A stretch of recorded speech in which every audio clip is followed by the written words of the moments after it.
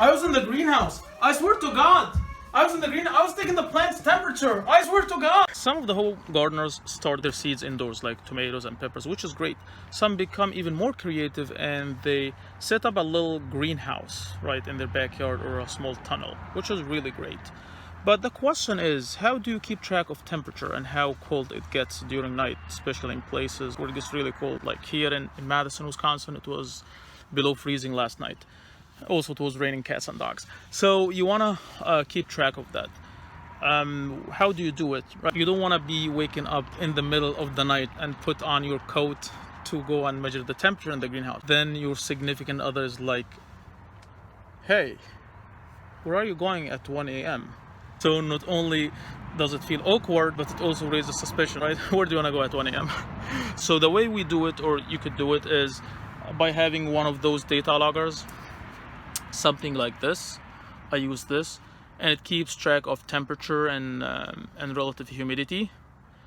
And you can just Google any temperature data logger, and you can set it up to take measures every 10 seconds, every 30 seconds, every 1 minute, every 1 hour, whatever you want. So then when you come up in the morning, you look at the data and see how cold it gets. So then you can consider like heating options, what type of heat, want to bring a heater or whatever you want. And of course you want to do this before you plant your plants, right? Before starting it.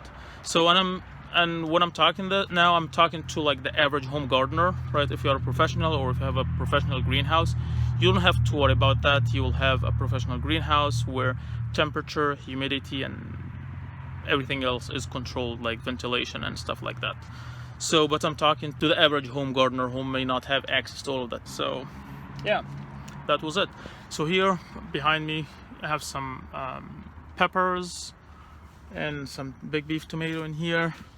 Cool plants. But my absolute favorite is the basil, like this one.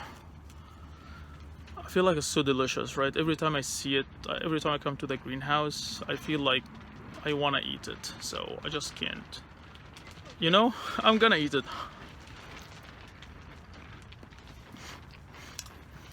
So, thanks for watching, and I will see you next time.